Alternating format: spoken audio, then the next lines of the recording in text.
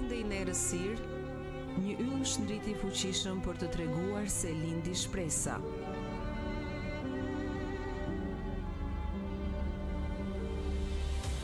Kur bota vuante në pranga dhe robëri, një grash dhe një stad do të mbarte çelësin e lirisë.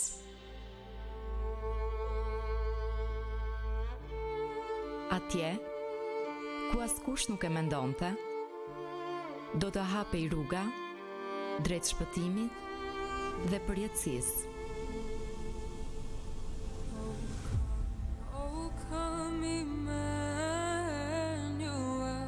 Një yll udhërrëfyes, një grasht për ulësie, një shpresë e fituar.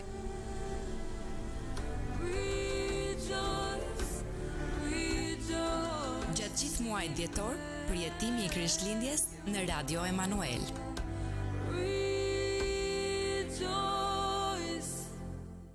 Atje, ku askush nuk e mendonte, Kur bota ende i në errësirë, kur bota vuante në pranga dhe robëri, do të hapej rruga drejt shpëtimit dhe përjetësisë.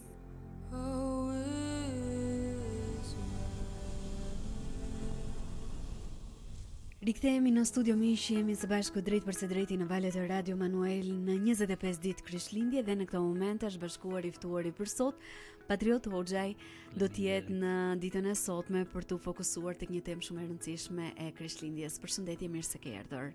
Mirë se ju gjeta dhe gëzuar Krishtlindjen gjithashtu. Është kënaqësi të jemi së bashku në këtë periudhë kaq të veçantë dhe unë ju falenderoj vërtet shumë për kohën dhe mundësinë që gjetët për të qenë pjesë e programit Muzik Plus, megjithatë për të folur më tepër për rëndësinë e besimit në kohë pritjeje dhe se si të presim me besim dhe plot shpresë edhe në këtë periudhë Krishtlindjeje. Prandaj dua ta nis këtë bisedë në ditën e sotme me pyetjen Krishtlindja shpesh shihet si koha e shpresës dhe besoj që gjithë qofshin besimtar ose jo e ndjejnë më tepër këtë shpresë në këtë periudhë, por si lidhet kjo fest me idenë e pritjes me besim? Atëherë Krishtlindja vërtet festohet nga të gjithë ne që tashmë e njohim Krishtin dhe në fakt kjo shpresë është përmbushur. Sepse ne kemi pranuar Krishtin si një foshnjë në zemrën tonë, edhe ai tani është duke u rritur dhe duke drejtuar jetën tona. Por shpresa jonë vazhdon për përjetësinë në Krishtin, sepse ai ka në dorë përjetësinë. Ndërkohë është një shpresë e gjallë për të gjithë ata që ende nuk e kanë njohur edhe nuk e kanë pranuar Krishtin foshnjën e Betlehemit në zemrat e tyre. Dhe kjo shpresë është e ofruar jo vetëm në kohën e Krishtlindjes, por gjatë gjithë kohës është kohë shprese. Sa bukur është një shpresë që vjen për të gjithë. Është për të gjithë. Patjetër. Historia e lindjes së Jezusit është e mbushur me pritje, duke nisur nga profecitë e pritjes së Marias dhe Jozefit. Çfarë mësimesh mund të marrim prej tyre për jetën tonë momentalisht, në ditët në cilat ne jetojmë? Pritja në fakt për ardhjen e Mesias ose të Jezus Krishtit, Zotit në mish, ishte një premtim nga Perëndia dhe një profeci e cila në fakt u realizua mbas 700 vjetësh, mbasi profeti i dërguar i Zotit Isaia e shpalli këtë dhe i duheshe një kohë e gjatë për disa brezash dhe ata jetuan me këtë shpresë pritje, kur do vi, derisa Perëndia e bëri dhe realizoi këtë në kohën e tij, kur ai kishte caktuar kohën për këtë gjë. Dhe ne gjithashtu sot kemi premtime të tjera që Perëndia na ka dhënë. Është vërtet. Dhe ne jemi duke pritur. Ne kemi parë shumë premtime që janë përmbushur, të Perëndisë, shumë profeci që janë përmbushur, por janë të tjerat ende që po vijnë. Edhe kjo është edhe kohështrirja që na jep Perëndia. Zoti ka në dorë planin e tij sipas vullnetit të tij, por në kohën e tij. Dhe tek Isaia 7:14 do ta lexojmë të varg, u profetizua pikërisht 700 vjet para se Krishti të vinte në mish njeriu. Prandaj vetë Zoti do t'ju jap një shenjë. Ja, E Virgjëra do të mbetet me barë dhe do të lindë një fëmijë të cilin do t'a quaj Emanuel. Dhe ne sot jemi breza që dëshmojmë që kjo ka ndodhur. Jemi 2000 vjet mbas kësaj ngjarje të jashtëzakonshme për gjithë njerëzimin. Dhe ne vazhdojmë me durim dhe me shpresë në Perëndin, në Krishtin, të shikojmë përmbushjen e gjithë planit të Perëndis për njerëzimin. Amin. Në fakt, duke ju referuar edhe gjithçka që ndodh në realitetin në cilin ne jetojmë, shumë njerëz i afrohen Krishtlindjes ndoshta me një zemër të rënduar, edhe për shkak të vështirësive, për shkak të sfidave në jetën e tyre. Dhe dua, pse jo, të ndalemi te kjo pikë për dhënë më tepër një mesazh se si mund të gjejnë këta persona shpresën e vërtet për gjatë këtij sezoni festash. E vërteta është që shumë njerëz vërtet janë të rënduar në jetën e tyre për shkak të situatave në të cilat ndodhen, për shkak të problemeve me të cilat përballen, edhe shumë herë nuk kanë shpresë. Nuk kanë shpresë, kanë një jo rënje të shpresës, por mungesë të plotë të shpresës. Kanë një bërshllëk ndoshta. Po, dhe këtë e kanë përjetuar të gjithë ata që e besojnë sot Krishtin. Ne kemi qenë ashtu, ne kemi qenë pa shpresë. Dhe vetë Zoti ka hapur zemrat e njerëzve, të gjithë atyre që e kanë pranuar, që ai të hyjë brenda tyre dhe jo vetëm që të sjellë shpresë për shpëtimin e tyre dhe për jetën e përjetshme, por të bëjë një transformim, një shndërim të plotë të qenies tonë, duke lindur përsëri me Krishtin në frymën tonë. Dhe ne jemi të rinj në Krishtin tani, të rilindur në frymën e Tij. Kjo është shpresa e Krishtlindjes. Dhe kjo është me shtrirje kohore çdo ditë në fakt të vitit. Është vërtet. Kështu është. Si na mëson Krishtlindja të presim me gëzim edhe kur rrethanat nuk janë të lehta, ajo që ju përmendët edhe më sipër. Patjetër njerëzit janë shumë të sfiduar, janë në vështirësi, probleme nga më të ndryshmet ekonomike, sociale, shëndetësore edhe shumë të tepër. Por nga ana tjetër ne duhet gjejmë këtë shpresë, të kapemi pas kësaj shprese përtej të gjitha këtyre sfidave. Është e vërtet, nëse i referohemi edhe rekordeve historike të njerëzimit, aq sa mund të jenë regjistruar në historinë e njerëzimit, njerëzit nuk kanë pasur rrethana lehtësuese në jetën e tyre. Gjithmonë rrethanat kanë qenë jo të lehta. Dhe kjo ka shpjegimin e vet. Zoti Jezus e shpalli atë dhe ai na ka thënë që në këtë botë është botë mundimi. Është një botë ku sundon djalli, princi i kësaj bote. Po t'i referohemi tek Ungjilli sipas Gjonit, kapitulli 14, vargu 30, ai thot: "Nuk do të flas më gjatë me ju, sepse po vjen princi i kësaj bote dhe ai nuk ka asgjë me mua." Pra përderisa është princi i kësaj bote dhe ne e ndjejmë frymërisht veprimtarinë djallëzore në shoqërinë tonë, në kohën që jetojmë, në kohrat para nesh, nuk janë rrethana të lehta. As kanë qenë më përpara, as janë dhe as do të jenë ndonjëherë. As do të jenë ndonjëherë. Por mrekullia e Krishtlindjes pikërisht kjo është. Është shpresa që ka hyrë brenda nesh. Është Krishti që banon brenda nesh tashmë. Është ai foshnja i vogël që ne bëjmë ato dramat e Krishtlindjes, që në fakt është vetë Perëndia Emanuel në ne. Edhe ne nuk mundet kur ta humbasim këtë shpresë, sepse është një shpresë e gjallë. Sepse mbahet kjo shpresë, mbështetet tek Perëndia i gjallë dhe i vërtet, Jezus Krishti. Dhe një tjetër pyetje që më vjen në këtë moment është që patjetër ne jetojmë në një shoqëri moderne, në këtë kohë moderne ku era e rrëspritja edhe shihet si diçka negative, njerëzit nuk e shohin aspektin pozitiv. Prandaj çfarë sill Krishtlindja që mund të ndryshojë këtë perspektivë tek secili prej nesh?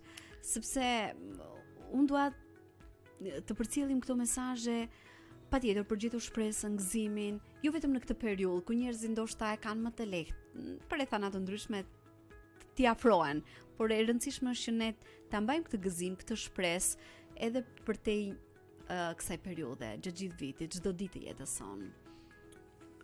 E vërteta është që të ashtu quajturat kohë moderne, që ne i po jetojmë, nuk janë moderne, sepse asgjë nuk është e re në qiell, çdo gjë është siç ka qenë. Zemra e njeriut e mbushur me mëkat, jeta e njeriut e lidhur në prangat e zinxhirëve të mëkatit, djalli i cili vepron pa pushim për të shkatruar marrëdhënien midis njeriut dhe Perëndis, për të shkatruar marrëdhënien midis vetë njerëzve. Pra, nuk ka asgjë moderne. Edhe pritja është një kohë në fakt, që Perëndia i jep njerëzve. I jep një kohë që ata të reflektojnë, jo vetëm në Krishtlindje, por është një kohë që ai e ka llogaritur të shfaqet hiri i tij. Dhe ne po jetojmë këtë kohë. Nëse do t'i referohemi përsëri profetit Isaia në kapitullin 61, vargu 2. Një misioni i Mesias, i Krishtit që do të vinte në mish njeriu, ishte gjithashtu të shpallë vitin e hirit të Zotit dhe ditën e hakmarrjes së Perëndis ton për të ngushëlluar tërë ata që pikëllojnë. Dhe kur Perëndia këtu flet për të shpallur, dy gjëra, dy koncepte kohore të ndryshme, vitin e hirit të Zotit dhe ditën e hakmarrjes. Viti i hirit të Zotit është koncept hynor për kohën, sepse Perëndia në kohështrirjen e tij është i përjetshëm dhe nuk ka vit edhe orë edhe ditë, por ai flet që ne të kuptojmë për një kohë të caktuar. Dhe për Perëndin, siç ai vetë ka shpallur në Bibël, një ditë janë si 1000 vjet dhe 1000 vjet si një ditë. Dhe kështu ne po jetojmë një periudhë kohore prej 2000 vjetësh në fakt, që është viti i hirit të Zotit, derisa ky hir të mbarojë dhe do vi dita e hakmarrjes, e gjykimit. Prandaj çdo njeri e ka kohën e mjaftueshme nga Perëndia për ta njohur Perëndin, për ta dashur Perëndin, për t'u penduar, për t'u kthyer tek Perëndia dhe të shpëtohet me anë të gjakut të Krishtit. Ne do të vazhdojmë bisedën tonë në studio edhe për të folur, për të ndalur tek të tjera pika të temës së ditës së sotme, por në këtë moment e shkputemi për të ndjekur shkurtimisht këngën Maria e Di, kënduar nga Gloria Nure. Vazhdoni që ndroni në valët e Radio Manuel në programin Muzik Plus.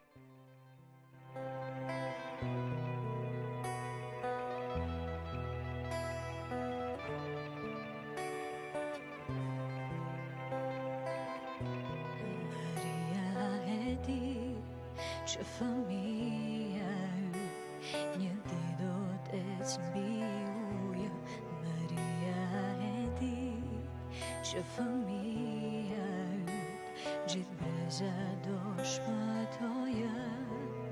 A e di që fëmija yt ka erdhur të shpengoj. Ky fëmijë që ti linde shumë shpejt do të rilinde dhe ty. Maria e di që fëmija yt do të bënte të verbrin të shikoja. Maria e di që fëmija yt stuhi me dorën e tij do qetësoja.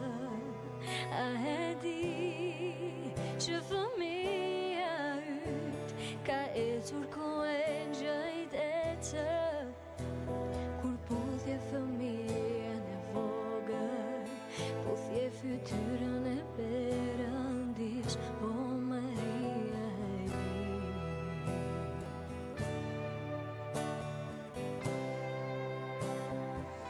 O Maria e di.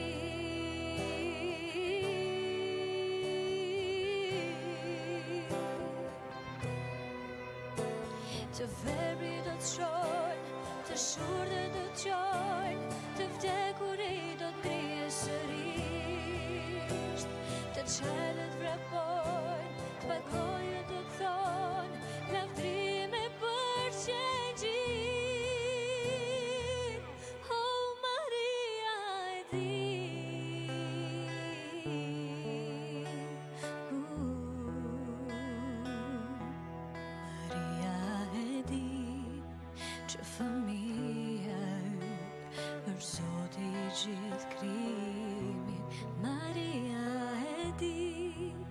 që fëmia yt kombedet së ndoj një ditë.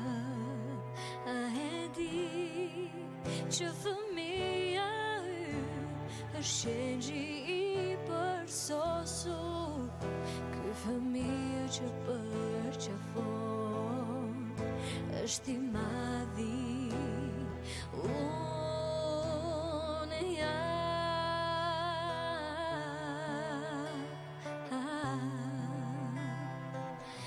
Keni ndjekur këngën Maria e di, e cila patjetër na sjell atmosferën e Krishtlindjes. Gloria Nura me këtë këngë të realizuar disa vite më parë në bashkëpunim me Radio Manuel, dhe në këtë momente do të vazhdojmë bisedën në studio me Patriot Hoxhaj, i cili është i ftuar sot në programin Muzik Plus, dhe jemi duke u ndalur më tepër tek Krishtlindja patjetër, por edhe mbi gjitha tek rëndësia e besimit në kohë pritjeje, si të presim me besim dhe plot shpresë. Dhe pyetja që kam në këto momente është se a është e mundur që vonesat në jetën tonë të jenë pjesë e planit të Zotit, ashtu si koha e ardhjes së Jezusit ishte e caktuar? Në fakt, Zoti nuk është se ka një plan për vonesat e njerëzve, edhe aq më pak për veten e tij. Zoti, sepse dëgjojmë shpesh Zoti vonon, por nuk haron, Zoti është i vonuar. Nuk është e vërtetë. Të shprehjet popullore. Po, nuk është fare e vërtetë. Perëndia ka plane të sakta, të përcaktuara në kufit kohor, fizik, material, dhe ai realizon ato me saktësi. Perëndia është një perëndi i planifikimit dhe jo i rrëmujës. Edhe jo i akmarrjes, sepse ajo Absolutisht. shprehja jon popullore tregon që Perëndia është akmarrës në një farë mënyrë. Jo, hakmarrja Nuk ka i përket Zotit, dhe ai e ka shpallur ditën e hakmarrjes, por siç e tham dhe më lart, Po. ne po jetojmë kohët e hirit, Po. që janë në ditët tona. Gjithsesi, pra, ai nuk është se ka një plan për vonesat. Për çdo njeri ai ka caktuar një ditë në fakt. Ai ka caktuar një ditë. Dhe është një kohë që i jepet çdo personi për ta njohur Perëndin. Për ta njohur dhe pastaj për ta pranuar në jetën e tij, ta besoj dhe ta ndjek si shpëtimtarin dhe Zotin e jetës së tij. Te Hebrejt kapitulli 3, vargu 14 dhe 15 shkruhet: sepse ne jemi bërë pjesëtar të Krishtit, në qofse do ta ruajmë të palëkundur deri në fund fillimin e besimit, kur thuhet: sot, në qofse e dëgjoni zërin e tij, mos jini zemërgur si në ditën e kryengritjes. Pra ka një sot për çdo njeri, për çdo grup njerëzis, për çdo kom, për çdo fis. Zoti ka një sot. Dhe nëse e dëgjojnë këtë mesazh, nëse e duan dhe e kërkojnë Perëndin, nuk ka nevojë që të bëjnë një plan për nesër ose për një ditë tjetër. Ai ka thënë sot është dita.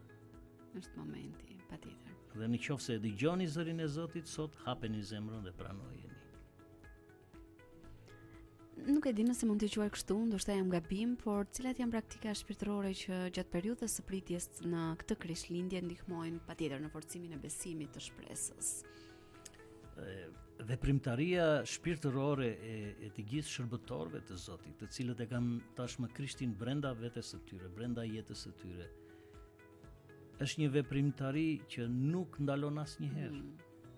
Mund të ketë kulminacione të ndryshme për shkak të veçantisë së kohës që kemi për Krishtlindjen, për festat, dhe mund të ketë disa veprimtari pak më të shtuara, por kjo është një veprimtari që nuk pushon asnjëherë, sepse ne jemi gjymtyrët e Krishtit në tokë, dhe jemi gjymtyrë aktive dhe jo pasive. Dhe ne vazhdojmë të ushtrojmë të njëjtat veprimtari frymërore duke u nisur nga dashuria që Perëndia ka vënë brenda nesh. Ne jemi vazhdimisht në të njëjtën veprimtari, lutje në të njëjtën veprimtari, agjërimi, përgjërimesh për Perëndin, mësimi të fjalës së Perëndis, ungjillizim dhe ndarje të lajmit të mirë, vepra bamirësie me ata që janë në nevojë. Pra kjo është ajo që Perëndia është i dukshëm në kishën e tij, në shërbëtorët e tij, në trupin e Krishtit në këtë botë. Pra këto janë praktikat shpirtërore dhe këto janë ato të cilat ne na forcojnë sepse janë të përditshme. Janë të përditshme.